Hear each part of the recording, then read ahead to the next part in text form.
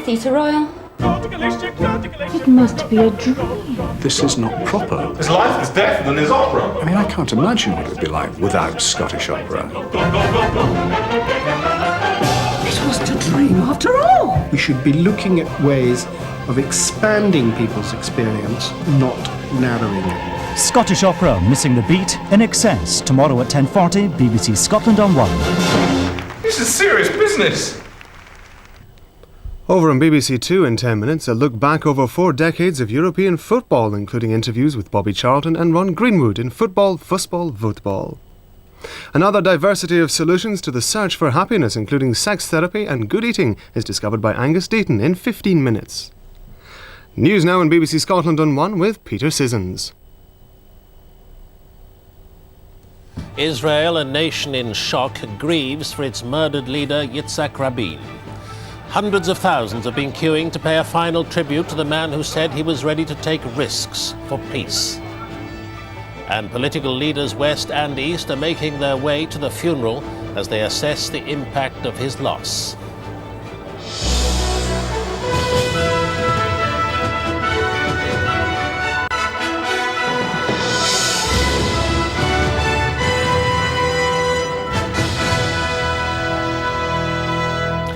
Good evening.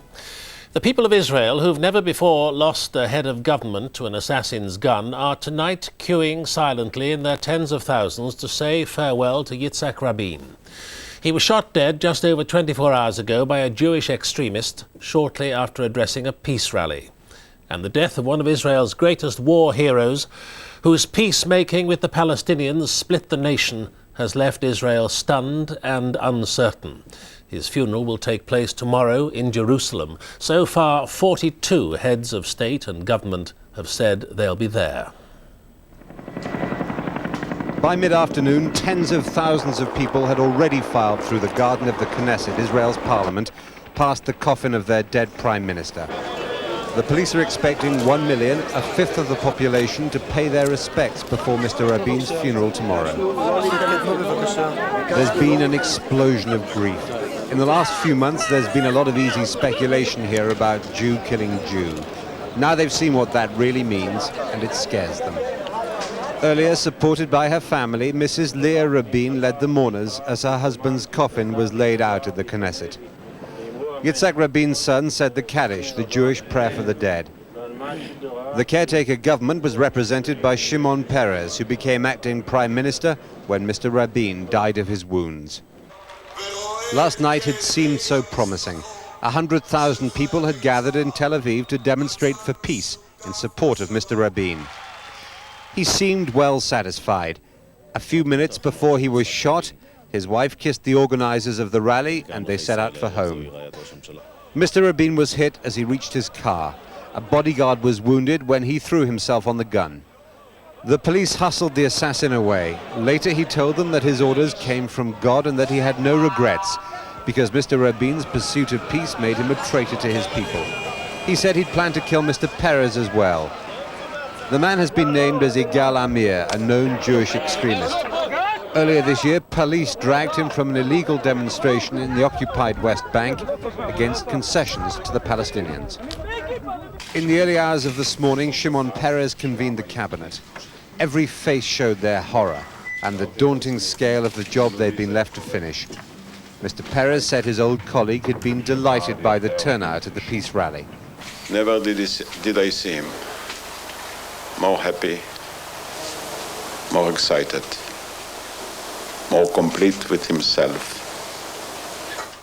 For the time being, there's a political truce.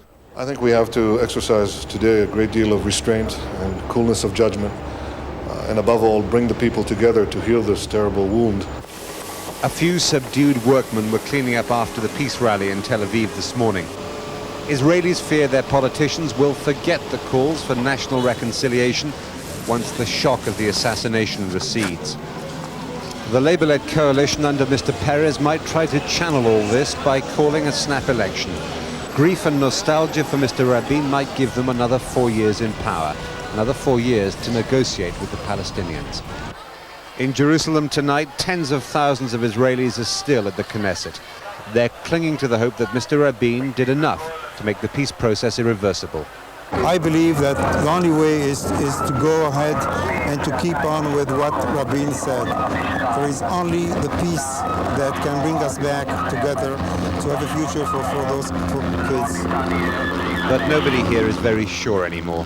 This crisis is as serious as any Israel has faced since independence. Israelis have started to realize just how divided they are. Many of the people here tonight are scared because they've lost the man who had the best chance of recreating a little unity and perhaps even delivering a real peace. They may still get that, but the assassination has added a new set of doubts to all the old ones. Jeremy Bowen, BBC News, Jerusalem. As he left for Israel today, John Major said Mr. Rabin gave his life for peace. He joined the call by other world leaders for the Middle East peace process to continue unabated as a tribute to Yitzhak Rabin. Our Foreign Affairs correspondent Tom Carver reports. With this handshake on the White House lawn, Yitzhak Rabin launched Israel's peace process. He knew the risks he was taking by talking to his enemies, but he believed that it was his country's only chance of survival. Enough of blood and tears. Enough! Tonight, as he prepared to leave for Israel, President Clinton said that he had lost a close friend. Ironically, Yitzhak Rabin's violent death may well help to reconcile Israel with its Arab neighbours. Both King Hussein of Jordan and Egypt's Hosni Mubarak will attend the funeral in Israeli-occupied Jerusalem. Yasser Arafat has decided to stay away, though he was clearly shaken by what had happened. The Prime Minister paid his tribute before leaving for Israel, accompanied by Tony Blair and Paddy Ashdown. I found him a man utterly determined to proceed down the peace process, despite the short-term difficulties, despite the obvious discomforts of going down that road politically, because he believed there was a great historical opportunity for peace, and he was determined to try and take it. But in the Palestinian camps of southern Lebanon, news of Yitzhak Rabin's murder was celebrated with the ominous sound of gunfire. When extremists like these rejoice, the rest of the Middle East has cause to worry. Yitzhak Rabin and his peace process were hated by both ends of the ethnic spectrum here. Israeli right-wingers regarded the process as an act of treachery.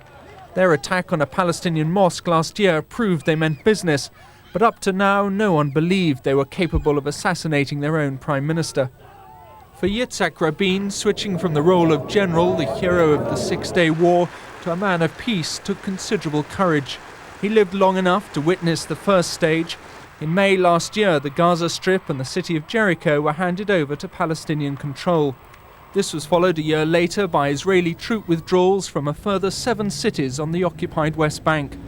But there is nothing permanent about this process.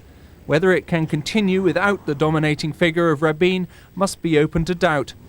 Even his most loyal supporters admit that his successor, Shimon Peres, lacks Rabin's charisma.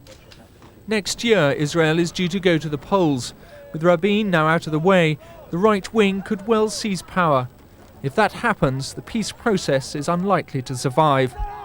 Tom Carver, BBC News. Well, I'm joined now from Jerusalem by our diplomatic correspondent Brian Hanrahan. Brian, Mr. Peres will not want a damaging political vacuum. What do you think is going through his mind even now? Well, there's a lot of talk about a snap election, but the trouble with that is that there is no such thing as a snap election. In Israel, it takes about 3 months to organise, and 3 months in the current volatile atmosphere, almost anything could happen.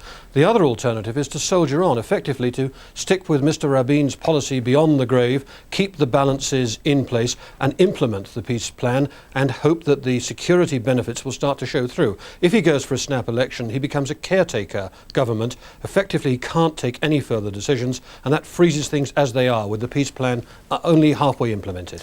At this crossroads in Israel's history, would it be a delusion to expect the extremists who may feel they've looked into the abyss to soften their line?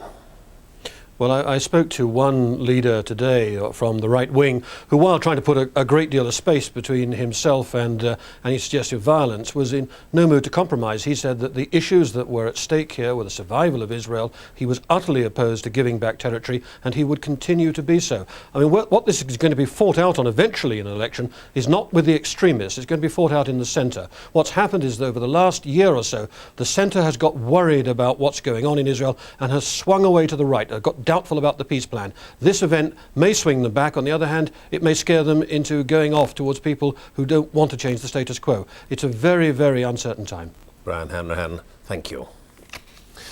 And now the rest of today's news. A Conservative MP has denied any impropriety was involved in trying to arrange a meeting between a businessman and a government minister in return for cash. One Sunday newspaper reported that Barry Porter agreed to be paid a fee, but Mr. Porter said he didn't actually accept any money. These latest allegations come on the eve of the Commons vote on MPs' outside business interests, which the government may lose. So-called sleaze has hit the newsstands a day ahead of schedule, with the Sunday Times saying the Conservative Barry Porter agreed 14 months ago to put a business in touch with ministers for a fee. His response, that kind of thing wasn't unusual before Nolan came along, and no money changed hands anyway. It was a commercial proposition. It wasn't asking me to do something which I wouldn't have declared, and I've always declared in the Register of Members' Interests. It's another item for Tory MPs to dwell on as tomorrow's debate approaches. Sir Alan Hazelhurst is backing the Prime Minister. Yes to a ban on MPs being paid for actively pursuing their clients' interests in the Commons, but no to the publication of payments just for advice. How far does public curiosity go, and how far does it need to go? The real test is whether members of Parliament are judged by their constituents to be doing a proper job for them. Naturally, Labour hope that Sir Alan, MP for Saffron Walden, and all like-minded Tories will be punished by their constituents. This may not be the biggest ever billboard campaign, but it made their point for them. Meanwhile, this Tory, distinctly uncomfortable at the idea of voting with Labour, is planning to introduce a compromise amendment tomorrow. Failing that, listening to the public, listening to my constituents, I'm clear in my mind that we have no choice. If we want to restore the public's faith in Parliament, we have to disclose relevant earnings. I wish we didn't, but we have to pay that price. And both sides say amendments that are being spoken of as possible compromises will not command enough support to make a difference, which leaves the vote looking finely balanced. Jeremy Vine, BBC News, Westminster. Tomorrow's special cabinet meeting on next year's public spending round has been cancelled after ministers came to an agreement on all outstanding issues. It's believed to have been one of the toughest spending rounds for years, with all government departments having